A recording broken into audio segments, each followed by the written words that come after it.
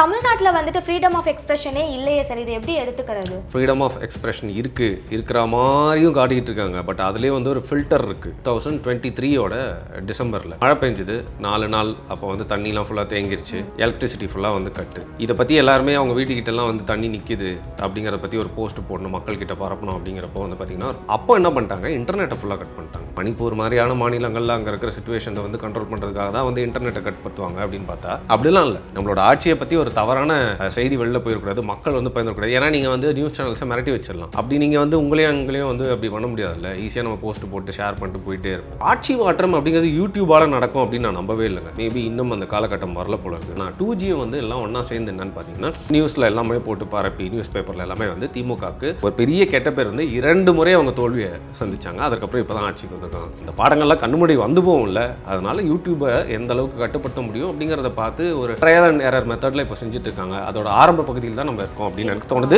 அதுக்கான ஒரு எக்ஸாம்பிள் தான் இந்த பல்கலைக்கழகம். வணக்கம் சார். வணக்கம்மா. நீங்க ஒரு யூடியூபர். இப்போ சமீப காலமா வந்துட்டு யூடியூப்ல எந்த ஒரு இஷ்யூவை பத்தியுமே பேச முடியாத நிலை இருக்கு, அதை கவனிச்சிங்களா சார்?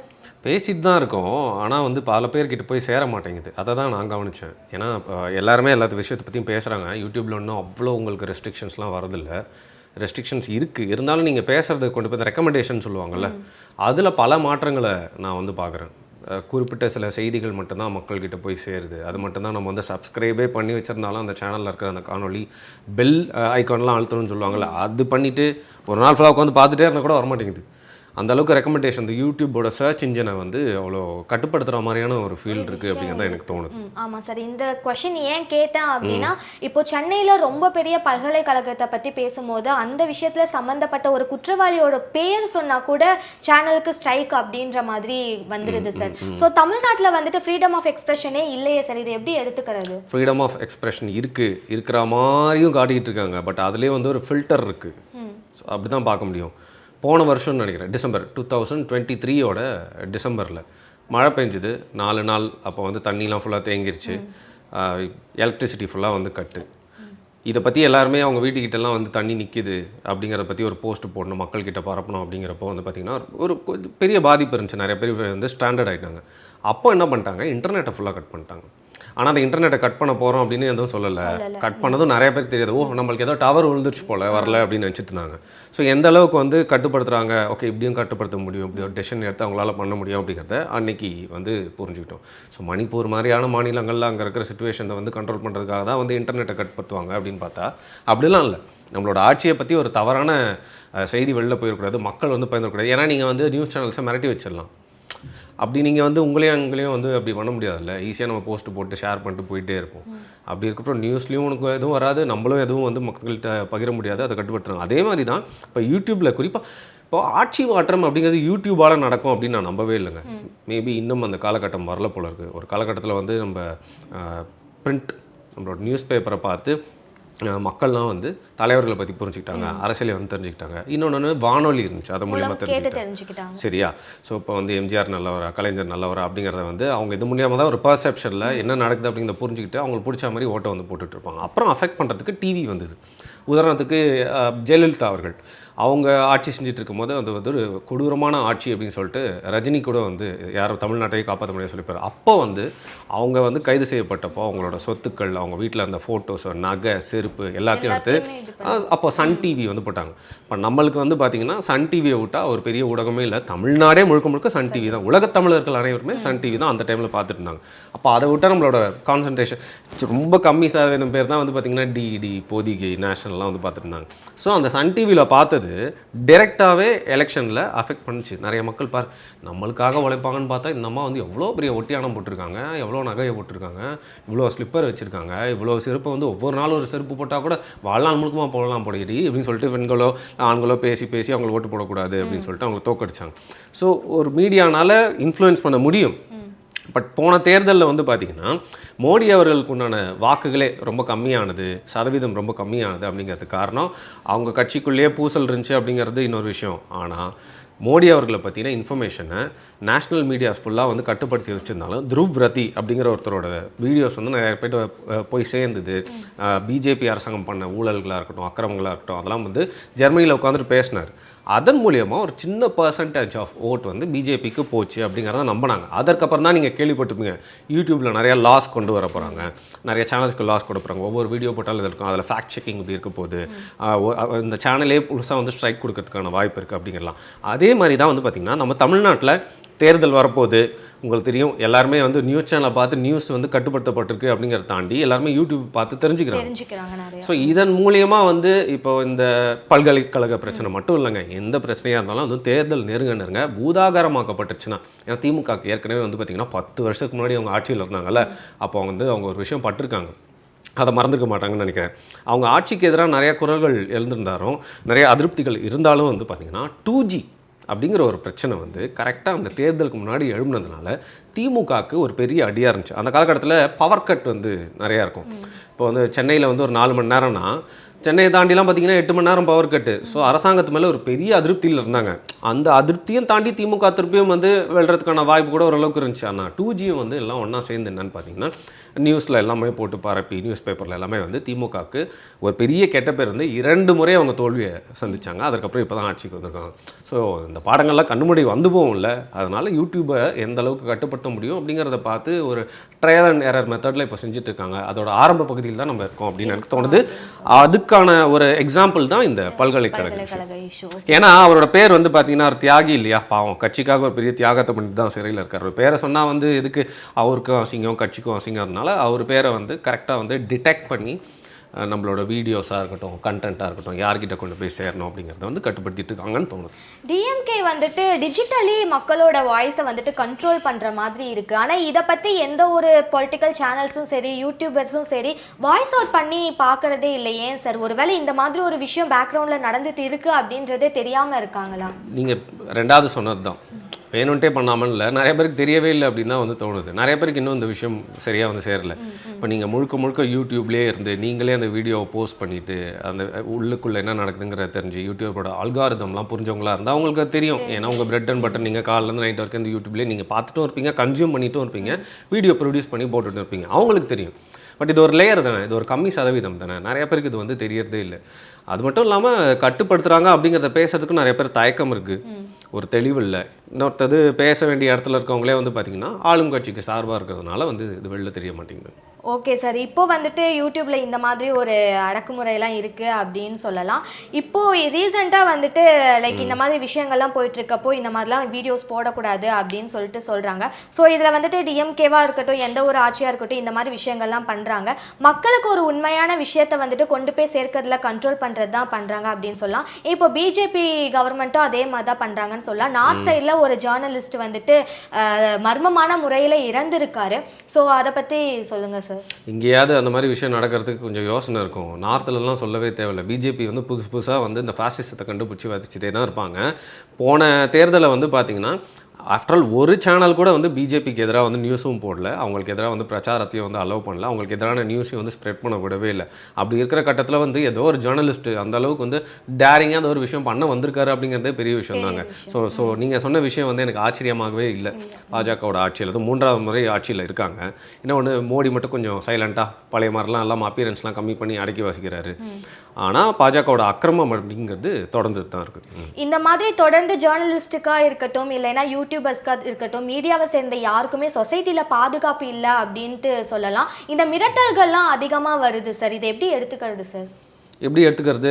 2 வழி தாங்க இருக்குது. ஒன்று, பரவாயில்ல என்ன தான் ஆனாலும் பரவாயில்ல, எவ்வளோ டேமேஜ் வந்தாலும் பரவாயில்ல அப்படின்னு சொல்லிட்டு தொடர்ந்து ஆதிக்க வர்க்கத்துக்கு எதிராக, ஆளும் அரசாங்கத்துக்கு எதிராக, அது எந்த அரசாங்கமாக இருந்தாலும் சரி அதுக்கு எதிராக வந்து குரல் கொடுத்துட்டே போகிறது அப்படிங்கிறது தான். இன்னொன்று, நமக்கு எதுக்குப்பா ஜாலியாக ஏதாவது ஒரு விஷயம் பேசிட்டு போவோம், இல்லை இவங்கள மாதிரியே நம்மளும் ஜாலராக அடிச்சுட்டு போயிடுவோம், இல்லை இது நடக்குதுன்னே தெரியாமல் இக்னோர் பண்ணிட்டு போயிடுவோம் அப்படின்னு ஒரு வழி எடுத்துகிட்டு வாழ்க்கையில் வந்து இன்றைக்கி நிம்மதியாக வாழ்கிறதா நினச்சிட்டு போகிற மாதிரியான 2 வழிகள் இருக்குது. ஸோ இந்த 2 வழிகள் ஏதாவது ஒரு வழியை வந்து தேர்ந்தெடுத்தாகணும். அதிலும் இந்த குறிப்பாக சொல்லணும்னா தமிழ் தேசியம் பேசுகிற யூடியூபர்ஸாக இருக்கட்டும், ஜேர்னலிஸ்டாக இருக்கட்டும், அவங்க மேலே இந்த அடக்குமுறை அப்படின்றது ரொம்பவே அதிகமாக இருக்குது அப்படின்னு சொல்லலாம். ஏன் சார் இந்த அரசாங்கத்திற்கு எதிராக யாருமே கருத்து சொல்லக்கூடாது, அவங்களோட கருத்தை தான் எடுத்துகிட்டு இருக்கணும்? நான் மறந்த ஒரு விஷயத்தை ஆக்சுவலாக நீங்கள் எடுத்து கொடுத்துருக்கீங்க. நான் இன்றைக்கி வரப்போ நீங்கள் டாபிக் சொன்னப்போ இதை பற்றி பேசணும்னு நினச்சேன். மிக்க நன்றி. ஸோ ரீசெண்ட் டைம்ஸில் வந்து பார்த்திங்கன்னா தமிழ் தேசியம் பேசுகிறவங்க மட்டும் இல்லை, ஆளும் அரசாங்கத்துக்கு எதிராக பேசுகிற யாராக இருந்தாலும், எந்த யூடியூபராக இருந்தாலும் அடக்குமுறைக்கு உள்ளாக்கப்படுவார், இல்லை அவருக்கு எதிராக வந்து அவதூறுகள் பரப்பப்படும், இல்லாத விஷயங்கள்லாம் சொல்லுவாங்க, சேனலை முடக்குவாங்க, இதெல்லாம் நிறைய கேள்விப்பட்டிருப்பீங்க.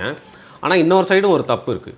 நீங்கள் தமிழ் தேசிய தரப்புன்னு சொன்னதுனால நான் சொல்கிறேன். இன்றைக்கி நம்ம பேசிகிட்டு இருக்கும் போது வந்து பார்த்திங்கன்னா ரொம்ப பரபரப்பாக போயிட்டு இருக்கிறது ட்விட்டரில் தமிழ் தேசியத்துக்கு சார்பு அப்படின்னு சொல்லிட்டு வெளிநாட்டில் உட்காந்துட்டு, இதில் திமுக தரப்புல நிறைய பேர் இருப்பாங்க, ஆஸ்திரேலியாவில், லண்டனில், இந்த மாதிரி இடங்கள்லாம் உட்காந்துட்டு கண்டமேனிக்கு எழுதுறது. ஏன்னா இங்கே இருந்தால் தானே கைது பண்ண முடியும், இங்கே இருந்தால் தானே அவனை போய் பார்க்க முடியும், கேட்க முடியும். அதனால் கடங்காமல் வந்து பார்த்திங்கன்னா போஸ்ட் போட்டிருப்பாங்க. அதே மாதிரி தமிழ் தேசியத்துக்கு குறிப்பாக நாம் தமிழர் கட்சிக்கு சார்பாக ஒருத்தர் வந்து போஸ்ட் போடுறன்ற பேரில் நாம் தமிழர் கட்சியில் இருக்க நிர்வாகிகளோட உதவியோடையே இவ்வளோ நாள் வந்து பார்த்திங்கன்னா பல பேருக்கு எதிராக வந்து அவதூறுகளையும் வந்து பரவிட்டு இருக்காரு. ஒரு லெவல் மேலே போய் என்ன பண்ணியிருக்காரு, இவர் வந்து அரசாங்கத்தில் இருக்க முக்கிய புள்ளிகளோட குடும்பத்தில் இருக்கவங்க, குழந்தைங்க, பொண்டாட்டி, அவங்களோட ஃபோட்டோலாம் எடுத்து மாஃப் பண்ணி அசிங்கமாக போட்டு ரொம்ப கொச்சையான வார்த்தைகளில் போஸ்ட் எழுதுறது, அதை சைடு வேலையாக பார்த்துட்டு மட்டும் இல்லாமல் தமிழ் தேசியத்துக்கு சப்போர்ட்டாகவும் போஸ்ட் போட்டிருக்காரு. இப்படி நான் சொல்லும் போது நிறைய பேர் என்னப்பா துரோகியாக மாறிட்டானா வரும், நீங்கள் தியாகியாகவும் நினச்சிக்க தேவையில்ல, துரோகியாகவும் நினச்சிக்க தேவையில்ல. நம்ம வந்து எந்த கட்சிக்கு சார்பாகவும் இல்லை எதிராகவும் பேசணும்லாம் வரல, இருக்கிற மாதிரி பேசணும், சரிங்களா?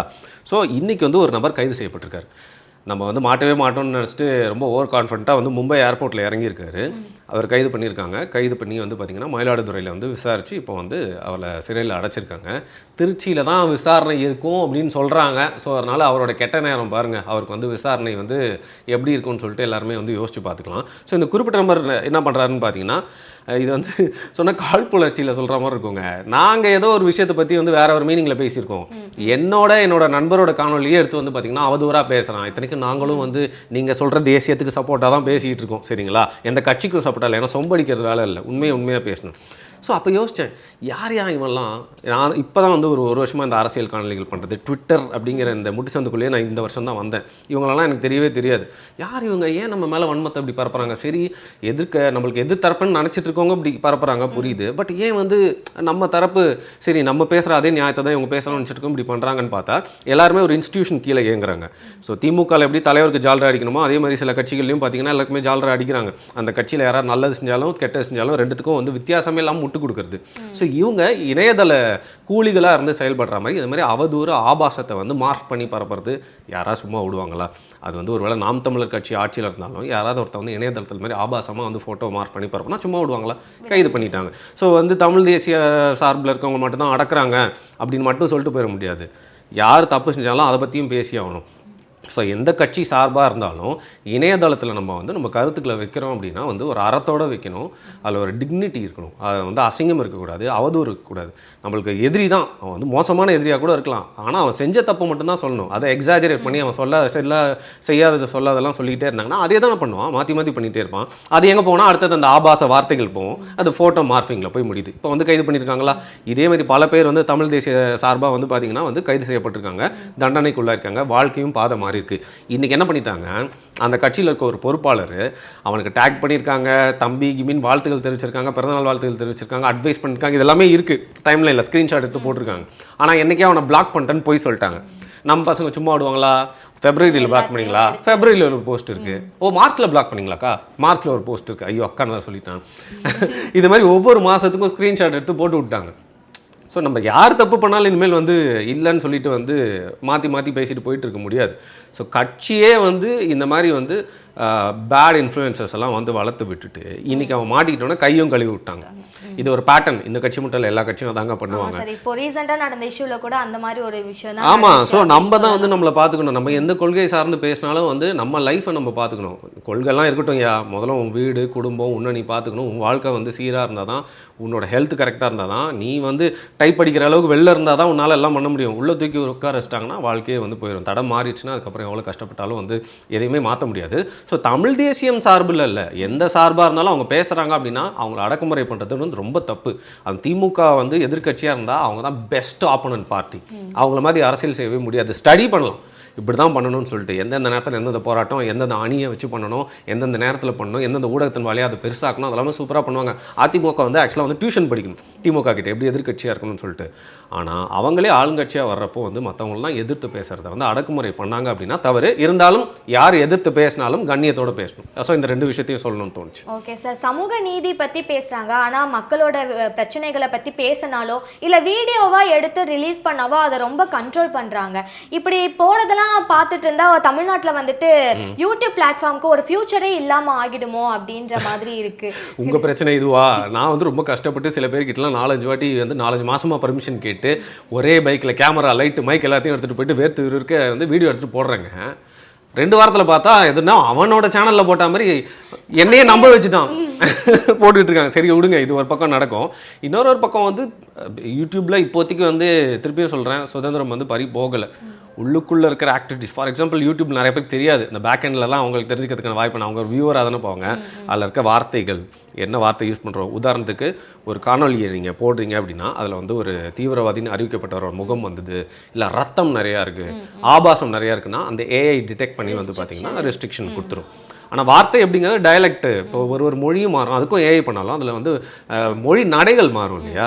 அதாவது டைலக்ட்னு சொல்லுவாங்க, ஒவ்வொரு ஊருக்கு ஏற்ற மாதிரி. இப்போ சென்னையில் வேறு மாதிரி பேசுவாங்க, அதை லைட்டாக மாற்றி பேச ப்ரொனன்சியேஷன், அதெல்லாம் இன்னும் அதை டிடெக்ட் பண்ணல. ஸோ அதில் வந்து இருக்கிற சுதந்திரத்தை வந்து நம்ம விட்டுறக்கூடாது, பயன்படுத்திக்கணும். அதே நேரத்தில் இதில் எந்தெந்த வகையில் உள்ளே போயிட்டு அந்த டேக்ஸாக இருக்கட்டும், டைட்டிலாக இருக்கட்டும், ஸோ ஒரு காணொலியில் வரக்கூடிய முகமாக இருக்கட்டும், என்ன பேசுகிறாங்க அப்படிங்கிற வார்த்தையை வச்சு பதிகிறப்போ கீழே வந்து பார்த்திங்கன்னா சில டிஸ்கிரிப்ஷனில் விஷயங்கள்லாம் போடுறோம். இதெல்லாம் வச்சே வந்து ஊடகத்தில், அதாவது யூடியூப் அப்படிங்கிற ஊடகத்தில் வந்து காணொலிகள்லாம் வந்து கட்டுப்படுத்தப்படுது. ஓகே சார், இப்போவே வந்துட்டு ஏகப்பட்ட ரெஸ்ட்ரிக்ஷன்ஸ்லாம் இருக்குது யூடியூப் சேனலுக்கு அப்படின்னு சொல்லலாம். இப்போ எலெக்ஷன் வேற கிட்ட வந்துட்டே இருக்குது. ஸோ இன்னுமே வந்துட்டு ரெஸ்ட்ரிக்ஷன்ஸ்லாம் அதிகமாகிடும் அப்படின்ட்டு எதிர்பார்த்துட்டு இருக்காங்க. ஸோ இப்போ இருக்கிறத விட அப்போ இன்னும் அதிகமாகிறதுக்கு வாய்ப்புகள் இருக்குது. அதிகமான ஆகிட்டோம், ஒன்றும் பிரச்சனை இல்லை. தேர்ஸ் ஆல்வேஸ் வே. சரிங்களா, நீங்கள் ரொம்ப நாள் நான் போன காணொலியில் உங்ககிட்ட சொன்னதான், மக்களோட போராட்டத்தை வந்து கட்டுப்படுத்தவே முடியாது. நீங்கள் புது முறையில் நீங்கள் கட்டுப்படுத்தினாலும் புது முறையில் வந்து அவங்க போராட்டம் பண்ணிகிட்டே இருப்பாங்கன்னு சொன்னான்னு நினைக்கிறேன். அதே மாதிரி தாங்க, நீங்கள் எந்த வகையாக இருந்தாலும், நீங்கள் வந்து எந்த ஊடகத்தாக இருந்தாலும் கட்டுப்படுத்தினா இன்னொரு ஊடகம் வந்துடும். உதாரணத்துக்கு எக்ஸ்தலம் வந்து எப்படி இன்னைக்கு வந்து ஒரு பேசு பொருளாக மாறுச்சு அப்படின்னு வந்து பார்த்தீங்கன்னா அதில் கட்டற்ற சுதந்திரம் வந்து அழுத்தப்பட்டுச்சு. உதாரணத்துக்கு இப்போ உங்களை நான் வந்து நீங்கள் எதாவது ஃபோட்டோ போட்டிங்கன்னா உங்களை நான் திட்டேன் அப்படின்னா உங்களால் டிலீட் கூட பண்ண முடியாது. அந்த ஸ்பேம்னு சொல்லிட்டு ஹைட் வேணால் பண்ணலாம். அந்த அளவுக்கு அதில் வந்து சுதந்திரம் இருக்குது. அதில் நீங்கள் என்ன வேணால் போடலாம். ஆபாச காணொலிகள் இருக்குது. ஸோ என்ன வகையான நியூஸ் வேணாலும் பார்க்கலாம். அதில் வந்து வக்கரமாக இருந்தாலும் சரி, வன்முறையாக இருந்தாலும் சரி, எல்லாத்துக்குமே ஃப்ரீடம் ஆஃப் ஸ்பீச்ன்ற பேரில் அந்த எக்ஸ்ட்ரீமுக்கு போயிட்டார் மிஸ்டர் மஸ்க். ஸோ அதை பார்த்து நம்மளுக்கு வியாபாரம் கம்மியாகுதே அப்படின்னு சொல்லிட்டு மார்க் மாமா என்ன பண்ணுறாருன்னு பார்த்தீங்கன்னா அவர்கிட்ட இருக்க ஃபேஸ்புக், இன்ஸ்டாகிராம் எல்லாத்தையும் வந்து ரூல்ஸ்லாம் மாற்றி அதுலேயும் பார்த்தீங்கன்னா சுதந்திரத்தை கொண்டு வரேன் அப்படின்னு சொல்கிறாரு. ஸோ இது காம்படிஷன். யார் அதிகமான ஒரு லிபரல் தாட் வச்சுட்டு மக்களுக்கான ஸ்பேஸ் கொடுக்குறாங்க, மக்கள் அங்கே தான் போவாங்க.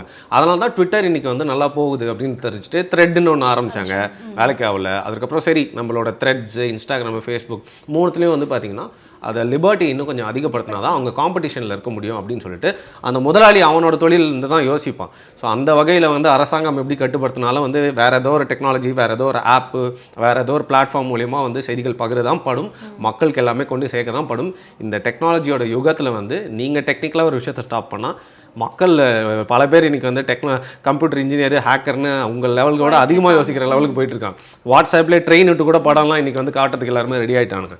ஸோ அதனால் அதெல்லாம் வேலைக்கு ஆகுது, ரொம்ப நாள் நீங்கள் பண்ண முடியாது. ஓகே சார், இவ்வளோ நேரம் பல தகவல்களை எங்களோட பரிமாறி கொண்டு இருக்கிறது ரொம்ப நன்றி. Thank you for the opportunity.